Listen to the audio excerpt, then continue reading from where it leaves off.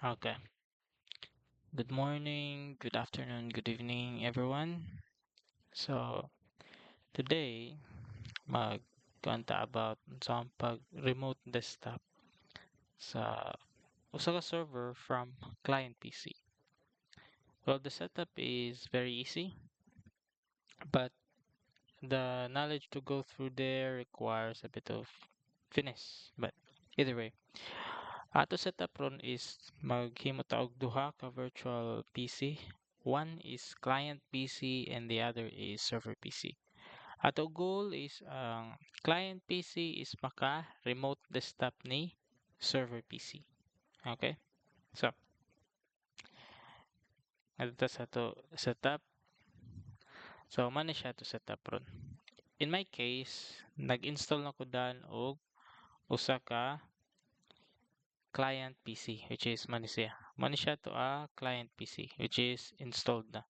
Now, sa ato a client PC, in order for them to connect to each other, now since virtual device man siya, para ma-connect sila sa same network, i-require na to nga rin sa devices, network, then network settings, kana. I-require na to ang iya adapter instead of NAT nga rita sa bridge adapter. Meaning, ato a virtual device is makakonect gihapon same sa gikonekan sa ato a host PC. Maro na ang meaning ana. Okay? Once mahimo na og bridge adapter ato a network, good to go na ta. Kaning ato client PC is makakonect na sa server PC. Now, why we need this setup is para sa ato a case matesting nato whether or not makakonect man ni sila. Kay first na mag-install sa imo operating system sa virtual machine, mag-create na siya og separate network na devoid outside sa imo host network. So, para makakonect ni siya, i-bridge adapter tani. Okay? Simple. Now, na ako'y test server rin na pwede matestingan gano'n na siya. But in our case, maghimo ta og panibago na server which is ato testingan sa pag-setup sa server para maka-remote desktop. Then later on to lang ta man sa pag-create og domain, then para maka-connect na og domain, so on and so forth. Okay? Now, so mag-start na ta. In our case, installing server operating system is similar sa pag-install nato sa ato live device. But sa ato virtual device, nalang tay some parts na kailangan nato i-config. So, nga rita, click new, then ipanganta na nato server PC. Kana. Okay? Nato ipangan server PC. Then, ang ISO image na ato i-select is server 2022. Kani siya is downloaded ni siya na Windows Server nagikan sa Microsoft. Naibago which is 2025 but in some hardware cases na siya parts na di mugana or mugana tungod sa TPM na requirement. But for our case, ato gamiton is ang Windows Server 2022. Kana siya. Now, important ari during sa installation sa inyong Windows Server sa virtual machine, i-click taning skip unattended installation. Why? Para maka-install ta manually similar sa pag-install nato sa ato a live device. Kung di ta na i-check, ato na i-set up pareha. Ang purpose aning unattended install is mo na siya mag-setup sa process unsa na user mo butang password, product key, hostname, domain name in some cases. Now, kung imo na kalimtan og check, then naanara nimo is mag-install ka og Windows Server manually. Night times na iya piliyon isang katong command line interface sa Windows Server. So man mahibong ka, uy, lahi man ni. Pero mag-select ta na edition nara area. Okay. Manong purpose sa unattended installation para di na ka mo set up to process. But in our case, ipakita na to ang process sa pag-install. Okay, so hardware, 2 gigabytes of RAM, 1 unit of processor to gamiton, storage device, 50 gigabytes, then click finish. Now, since gi-check na to ang unattended installation, di ni siya mo start automatically. So, ikaw mismo manually magpisil sa start. Okay, kung imo to gi-uncheck ang unattended install, automatic mo start siya, mo run siya throughout the process, siya na mag-input sa unsa na edition yung pilion, user na mo i-create, product key, domain name, siya na mag-input ato. But since ato to gi-uncheck, kita mismo magbuhat ani para makita nato ang whole process. Na close na na. Then click next. Then install now. So nag-setup na ang ato Windows Server. Now, in typical Windows installation, of course, pangiyan ka unsa na edition ng pilion. Now, kung imo to gi-skip ang unattended installation, automatically kaning first edition iya pang iya pilion, which is ang command line interface. So to case kanito pilion. Okay. Kana. Then click next.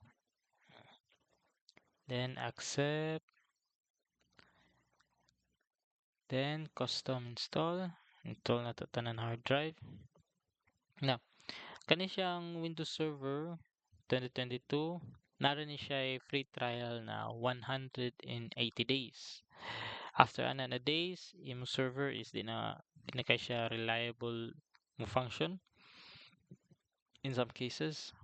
So, unsay mostly buhaton sa uban is mag ila extend ang days, tawag rearm or rearming kung kumbaga, meaning na ila extend up to I think 3 years na pinaka max. So, if you want to use Windows Server in the long run, mas maayo magpalit mo og product key. But in our case, since testing purposes rin ni watay problema na na. Now, magwatra ta ni sa installation. So, balikan rata mo once matima na ang installation. Okay.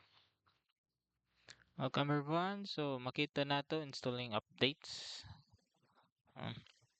Pati man na i-install.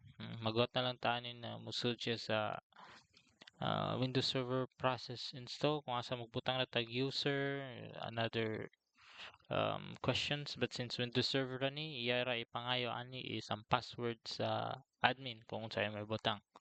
Now, gari na part, wakay ipislit. Kaya kung nakaipislitan na part mo, balik ka sa Windows Server installation.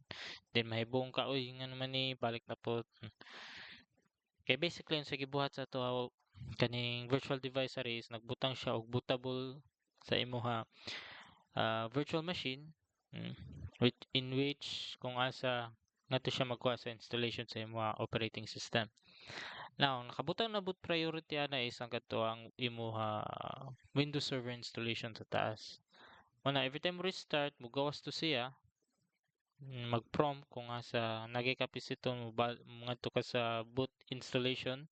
Kung wa, mo nga ka proceed ka sa imong bag-ong Windows Server na gi-install. Mao'y kalahian niya sa live device o sa virtual machine. Yeah. Now, in many cases, pilitan ni buhaton live. Actually, nagamit ko ron sa Windows Server PC para buhaton ni siyang duha ka clients. And then kani siyang server PC is ako gi remote desktop. Ako laptop dili ka kayo mag-run og duha ka virtual machine at once. Although mo run but mulag siya. Unlike ani na PC. Hopefully kaya pa. Ang kaniyang PC is di ni siya kusog, naroon siya 8 GB of RAM. CPU is not that much. So alright, okay, kuha na na. So kani magwat lang ta sa installation, magsirinig balik-balik. Hatod mo gawas na ang prompt kung asa pangiyuan ta og password sa ato admin. Okay, so man ni siya. Na, kung buta mo password sa inyo admin, mas maayo password mix with letters, numbers, capital letters. Man siya ang very best practice na imong buhaton. Especially kung maghimo kag server live and add kag tanan redundancy But sa ato case, putang lang tag simple password. Admin 1 2 3 4. Tara. Admin 1 2 3 4. Mura to password sa to virtual machine server. Admin 1 2 3 4. Kana lang. This is for testing purposes. Hmm. Yeah. So, muna siya ron. Muna to fresh install sa to Windows Server. Now, unsaon to pag remote desktop? Or kung mag-remote desktop man ta, is it actually required na mag-Active Directory or mag-DNS ta? Now, I will find that out. So, ngari. Now, ato virtual machine, di man ta ka Control Alt Delete. Kaya kung mag-Control Alt Delete ta, like now, hmm, hmm. Di man ninyo makita, but ang ligawas sa na kuan pag control alt delete isang sa aqua host machine. So, ngari sa to virtual machine natay input array which is pre-built na ngari mara to select insert control alt delete. Na then butang tong password nato gihimo admin 1 2 3 4 enter.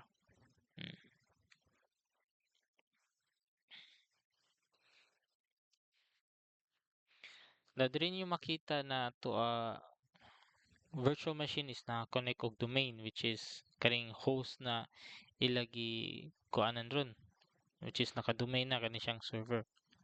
Ah, para makuha na siya, i-configure ito na later on. Now, in best, naka-domain na. Makita ninyo array, automatic, mukha na siya. So, for now, click lang na to yes. Then, mag-IP config ta. Kita na to ang kaning IP address configuration, whether na to connect ba sa to, network. Now, ito network is naka-class C type of IP address. Okay, naka-class C type of IP address. So, i-close na. Minimize. So, patay configure. First, kita sa na to ato network address. So, CMD. In short for command prompt. Enter. And type tari IP config. So, makita ninyo na to IP address, although naka-class siya, di siya same sa IP address na naa na to ron. Kaya kung ari sa to client PC, moana tari og CMD command prompt and type ta og IP config. Makita na to na ang IP address is naka-class C which is 192.168.102. Now, the reason why nga ni siya is because gi-change na to ang network device na to from not network device or NAT to bridge adapter. Now nga reason so pam na to gi-change ang IP address ani or to network interface card sa to virtual machine. So ang IP address is magyapon ni katong default na ihatag sa Oracle VirtualBox. So para ma-change ta na ngarita devices, network, network settings, from not ato i-change to bridge adapter. Then click OK. Kana siya. Now, automatically ba na mo apply sir? So, nga rin magkuwatrata na magawas na siya na prompt. Then click this. Now, kung mag-IP config ta outro, expected na to ang ato IP address. Instead from this, maka-press na into this. So, click na to IP config. Then, makita na to network address is similar na sa to client PC. So, kung similar na sila og network address, maka-communicate na niya to duha ka virtual machine kaning ni server PC o client PC. So, one way to prove na maka-communicate na ni sila is through ping command. So, i-ping na to ang IP address sa server 0.103 ping. Mo reply gali minsan na connected, dili gay means wa pa na sila connected. Nakita na to request timeout. Kung magsipag ay request timeout, i-try gihapon na to. Sige na to testing. Ari request time to ari sa client PC, but kita na to ari sa server PC kung maka-communicate ba siya sa client PC. So ping 192.168.0.102.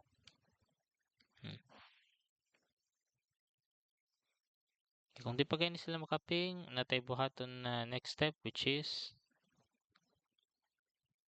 pag make it networkly discoverable. Kaya since freshly install niya to a Windows Server, na tendency na naka-off via network discovery. Okay. So there, both wala na connect, but for good measure, testing na to true. Iping na to. Kaya na. Hi. Morning. So same gapon. Request timeout. Ngari testing na to server. Ping. Request timeout gihapon. Both request timeout. So ngari check na to sa to a Windows Server kung naka network discoverable ba ni. Now in some cases, most mag-configure na Windows Server is diretso din sila off sa ilaha firewall, which is not advisable in some cases. Kung di kayo maka-communicate mo duha ka devices sa imo LAN network, na tendency imo network is wala mao configure. So nga rin, instead of change advanced sharing settings. Then nga rito sa private, makita na to ang turn on network discovery is off. So on ta na. Then save changes. So since na change to na to, kita na to kung na ba to change. But in some situation, double check na to. Kaya na tendency bisag imo to gi-on, ang Windows Server is automatically off to. So check na to na. Similar ani na situation. Bisag ato to gi-on, off ug balik. Turn on automatic setup for network connected device. Uncheck na. Testing na to. Save changes. Double check. Naka-off gyapon bisag unsa to buhaton naka-off. Kaya ang Windows Server is na way ani pag on na bisag kani save changes. Yung balik tari sa advanced sharing. Kita na tong guest and public naka-off gyapon. Na unsa may best scenario ani. So bisag mag-ping ta na gihapon kay kung dili ta ka ping area na tendency na di sa ka remote desktop. So make sure makaping anay ta. Kita na to. Puros request timeout. Ani na receive packet loss 0. Then kung arita sa to host machine, ato to iping ang duha ka IP first ngarita sa client PC. So ping 192.168.0.102. Iping ta na. Bisag naka-bridge network sila. Same request timeout cap na mo gawas. Request timeout. Kana siya.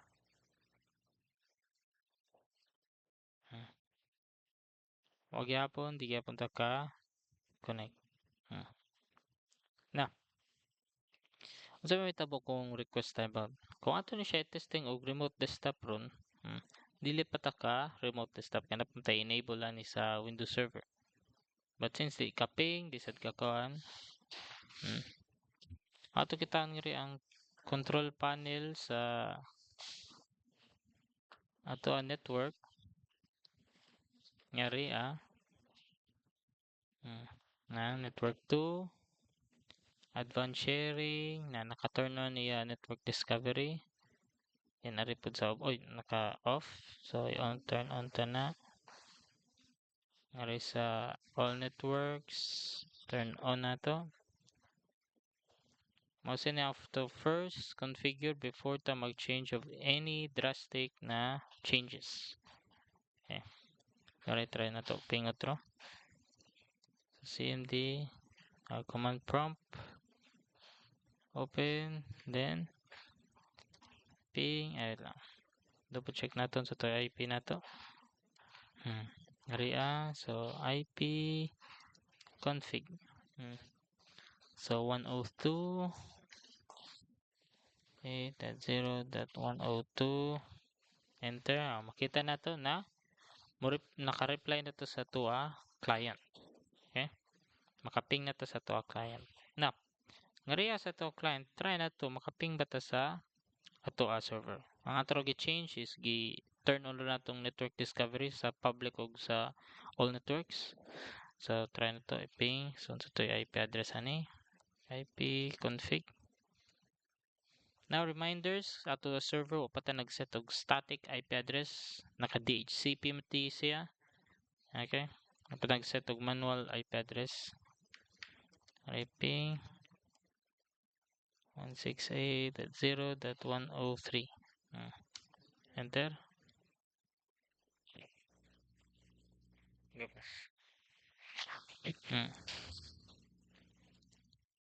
So same gyapon, request timeout.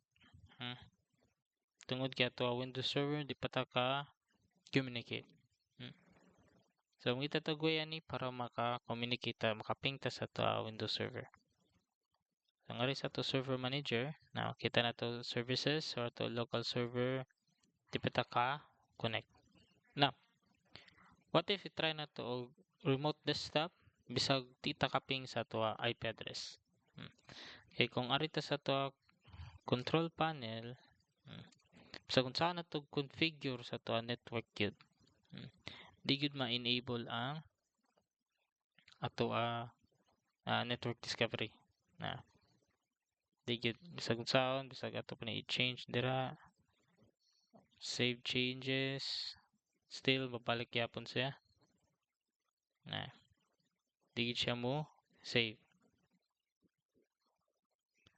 So ngari sa to local server na tab, natay makita rin na remote desktop kani. Makita na to ang remote desktop is naka-disable. Now kani siya meaning ani is tanan client PC na connected sa network is able to remote desktop ani na server device. So enable tani, click na to na siya, then allow remote connection to this computer, then click OK. Now, ayan ni siya i-uncheck. It's recommended na check ni siya. Then apply. And click OK. Magwartatan na ma-enable na siya. Na kung wapagay siya ni update, one best way is click na to ang dashboard, either wa pa to naka-refresh, then balik ta sa local server. Makita na to na ang remote desktop from being disabled na enabled na siya. So check na to ato control panel, similar gyapon naka-disable pa ang network discovery. Try na to enable, save changes, advanced sharing, same gyapon naka-disable. Now, try na to ping ang ato window ato server. Kana so 103. Ping na to siya area. Outro ping. Still request timeout gyapon. Now,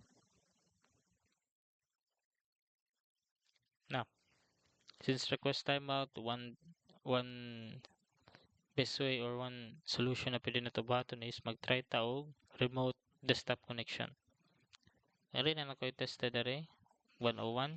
So since ato IP server is 103, change na from 103. So unsay may tabo kung dili kay ta kaping sa to server, maka-remote desktop ta. Ang short answer is dili, but kita na tun sa result. Tuma ni siya. Kung first time pa mo naka-remote desktop na server, pangiyan mo og user. Now, ang user na inyo butang is dili ang user sa kaning client PC, but ang user sa Windows Server, which is ang administrator. So, matoy butang. Unless kung ang new client PC is connected sa group policy na allowed na maka-remote desktop, anara mong butang user. But sa to case, administrator to butang. Then admin 1, 2, 3, 4. Click OK.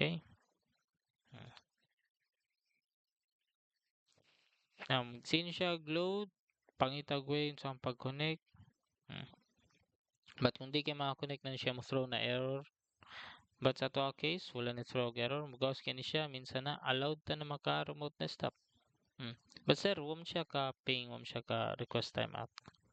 Now, in some cases, and in networks, ang purpose sa itong network discovery is kung makita ba siya publicly ang imong IP address.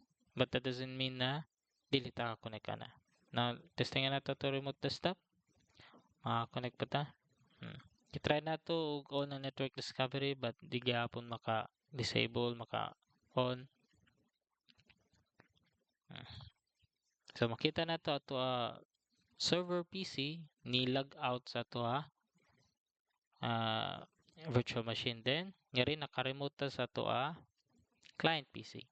So, muna siya ang remote desktop from client PC to server PC. Makita na to, makontrol na to ang computer sa to server nga rin sa to client.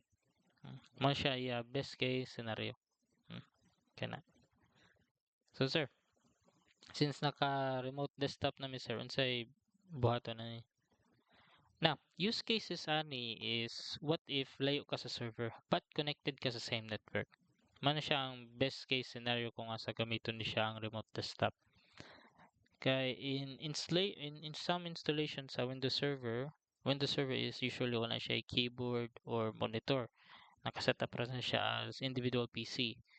So, unsay buhaton sa mga administrator is instead na ngadto sila sa room kung asa na nakasituate ang server, mo-connect ra na sila sa network kung asa connected na ang server, then mo-connect ra na sila to. Then mag-input ra sila credential para makalagin sila sa server. In some cases, ilan na sila i-online, ila server. Then instead of ngadto sila sa office para mag-configure sa server, ngadto na lang sila mismo sa ila home or sa balay. Then adto sila mag-configure sa server. As long as na sila credential, makakonect ka na. Which is in our case, namtay credential kay botos password sa admin naka network server ta. Now, in practice, kani siya na method is dili advisable because it's very easy na makontrol mo server. Kung imo password is very simple, then imo network is very simple. Nayuban mag VPN or mag sa pangalan ni higher network configuration sa ako pagkahinumdum. But sa ato testing is kadira. So unsa to gibuhat? Ato gi-connect ang duha ka virtual machine sa same network. Then from there giping na tong sa tusa ang client dili kaping ni server PC kay naka-off via network discovery. Then ato server is makaping ni client since naka-on man ang network discovery. Then from there ato gi remote desktop gikan from client PC to server PC. Okay? So maka remote desktop ta from client to server. Now, since makabuhat naman tani, unsay next? Now, in some practices, kung mag-remote desktop ka, kapoy sig apply or input og IP address, which is not very practical. So, unsay button mostly sa uban network admins is i-connect nila through domain. Okay? Ila i-connect through domain. So, disconnect ta sa to server, then balik talag in na sa to Windows Server. So, admin 1, 2, 3, 4, then click. Okay. So, sa buhaton nila is mag-setup ta og domain. So, mag-go through ta sa process sa pag-setup sa domain. So, manage, add roles and features. Next, role-based, feature-based installation ta. Now, then ito gamito na IP address is kaning naari, kaning available. Now, di ni siya advisable na DHCP nyo gamito na IP address sa server. Mas maayo good static. But in our purposes, practice na ni siya din one-time use. So, kanara. So, click na to ang ADDS or Active Domain Services. add features, then DNS server, then add features. Now, the version process found problem server which you want to install feature, click continue. No na. Makita na to since umta nag-setup og static IP address, di siya advisable na butang taog DNS server sa DHCP na IP address. Now to fix this is ngarita sa to control panel mag-setup taog static address. So nga to gamiton na static IP address is ang katurang pong gihatag sa to. So click, then properties, then ngarita sa Internet Protocol 4 or TCP, then properties. Now, pwede rin mo i-click OK, but in the long run, kung laging kabalik, na-tendency na hindi nakakonect, di ka naka-remote desktop sa imo ha server kay lahi na mga IP naghihatag.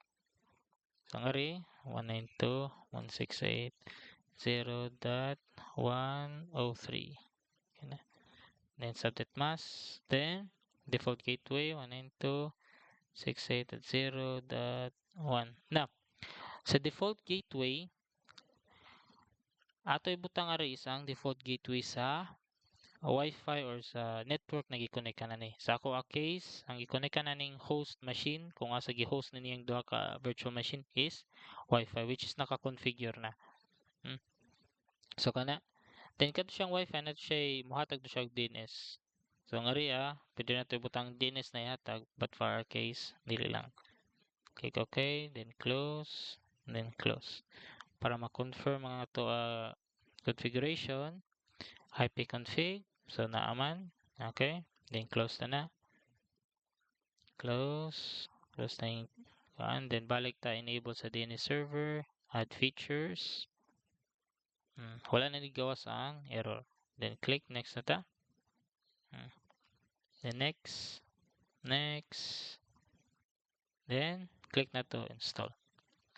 After installation na ay part kung asa ato i-promote ang domain. Meaning na ato ipaila-ila sa to server or sa to network ang domain na to himuon. So direta mag-set sa pangalan sa to domain, mag-add forest pa ta or something. So ato na i-go through ang process. Now ano buhaton tani na method? Kay kung mag-remote desktop ta di ka ganahan mag-sig type og IP address. What if ganahan ko magbutang og domain? Like for example, testserver.local, testserver.edu kana. Kana ra ko ganahan ibutang. So man na maghimo taron og domain sa to server. Para kadto na lang ako i-type instead of IP address. So magkontrata sa installation na ni. Now, depending sa imong hardware na gi-install na ni, ang process may take a while. In some cases, kung HDD mo storage device, especially old one, imong Windows Server might run slower than expected. Yung SSD, mas paspas siya. So, diya, makita na to. Installation process succeed. So, close na tani. Now, asa to makita ng pag-promote. So, makita na to arinay nigawas na warning. Click ta na. Dire na to i-promote ato server domain. So, click ta na. Angari. Now, add a domain na may tulo ka choices. Since wa man ta ni connect sa existing na domain, maghimo ta to own domain, click ta ni add new forest. Then gari na to ibutang. So, ato ibutang ari is test server or pwede ato ipangan sa to domain since server PC mo ta server pc.local. Ano dili man .com or unsa ba since for testing purposes local ra to gamiton. Then next. Then ngari magbutang ta og directory server password or kaning restore mode. Now para dili ta makahinumdum ta sa to ikuan, advisable na lahi ang password. But sa to case, same ra gyapon sa password nato gibutang sa admin. Na dinhi siya advisable but mora to ibutang. Admin 1234 and admin 1234. then next. Then nga rin, create DNS delegation, pwede rata na skip, click rata na og next. Nga rin, mag-generate na ni og NetBIOS domain name according sa to gi-input sa first instruction or sa first step. Then makita na to, server PC. Then next,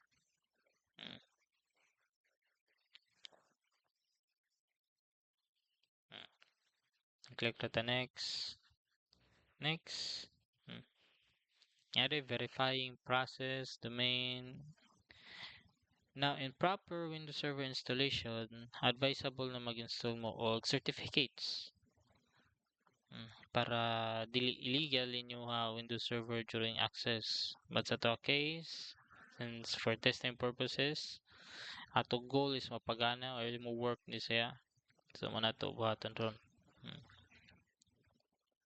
Ang counter tab during sa installation ani na matagaan tag domain, maka-generate.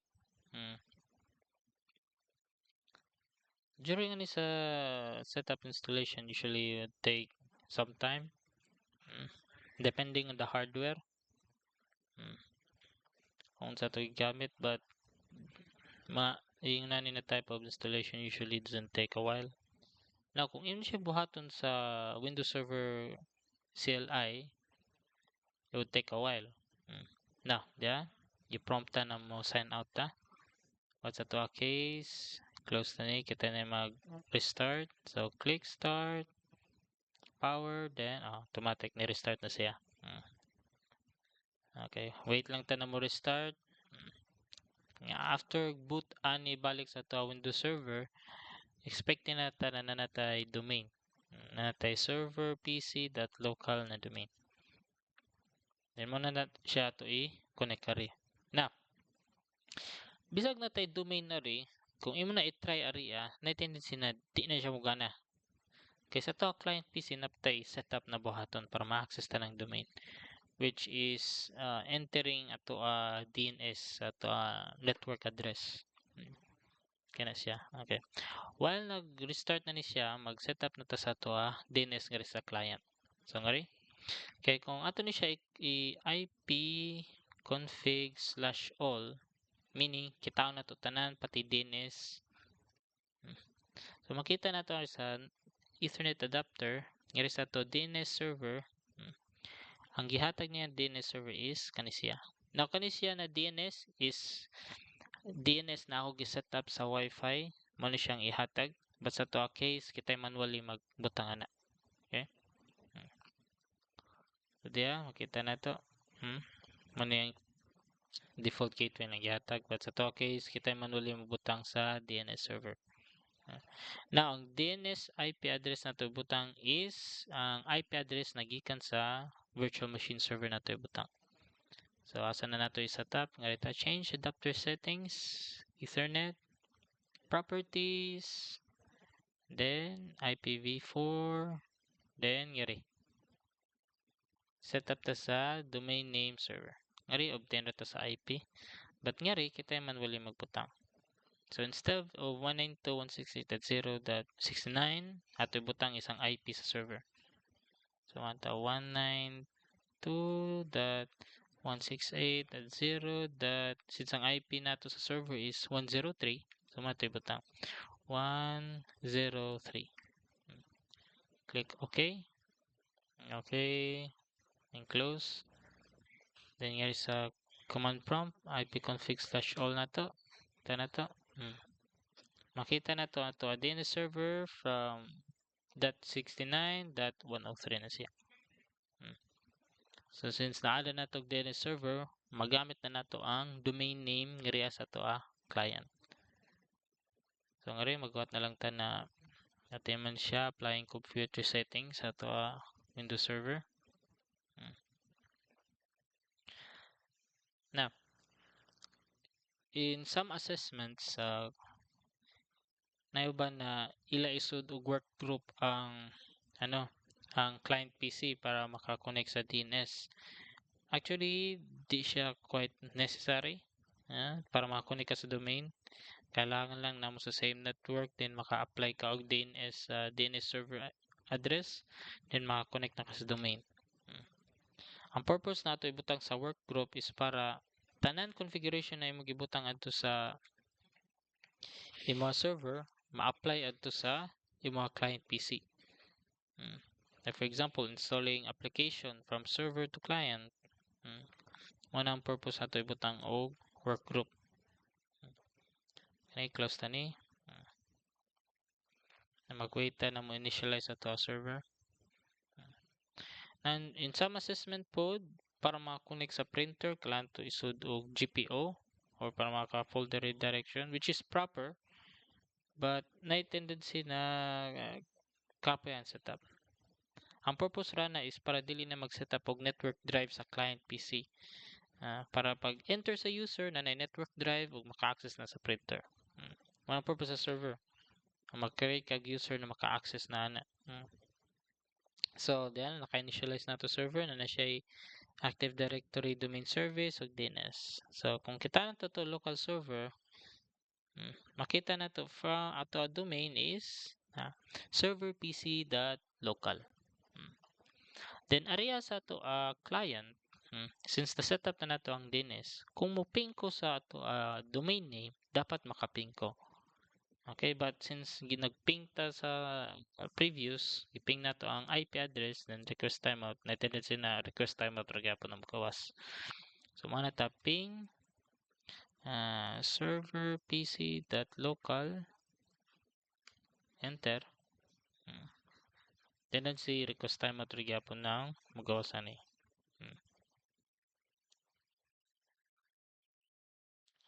Now, kita na to ari since naka-DHCP man ni, din wala ta nag-add og IP address inclusion. So, na tendency ba sinalahi na ni IP address.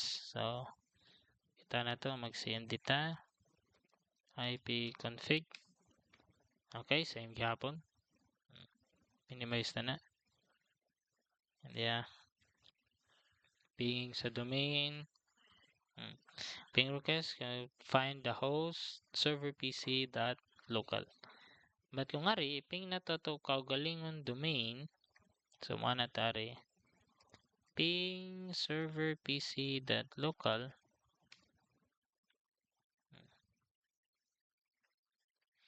Ay tendency na di ka po siya kaping kaya umta nag-atog DNS loopback. Kaya ang DNS na naari is katong .69.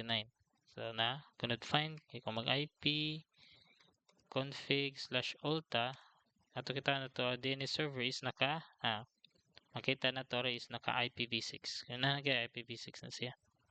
Although na tayo loopback kare, di niya makita na to domain server. Now, all is lost na ba?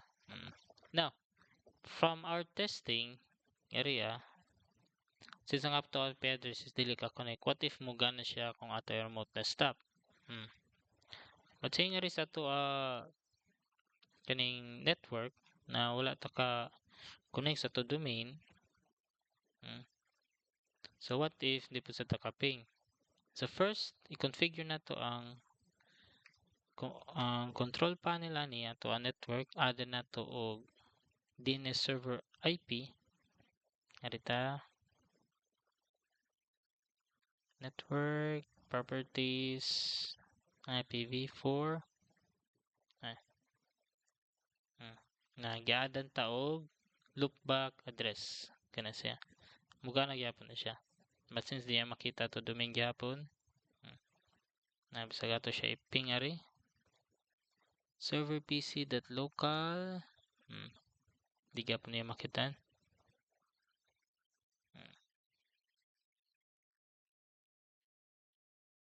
In some cases, kung kanagay, double check sa spelling sa inyo domain. Kung wag hapon ni gawas.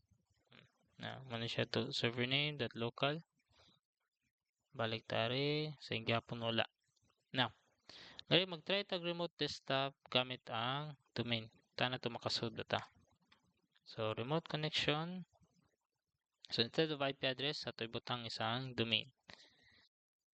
So, mag-contari. Wanita og server pc.local. Double check na itong pangan sa to domain ngari sa server. Okay, nag-start nag-lag. Okay, that local. Ibalik to sa to client PC. Oops. Then, connecta. Connect to sa domain. Ang proper procedure, first, testing sa ang ping. Make sure maka-ping. Day gali, double check sa network. Matato ang case. Gi-bypass na na. Dahil makita na to. Most desktop cannot find server PC that local. This might mean server PC does not belong to a specified network. Verify the computer name and domain that you are trying to connect to. Sa to case na delete ka connect sa to a domain. Side best case scenario ni.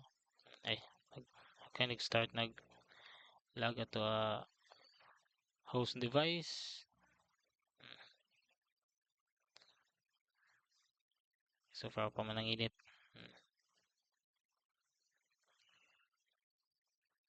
Okay, close na ni. Oops.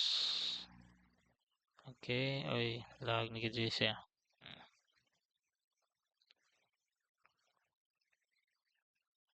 Oh, okay. Okay.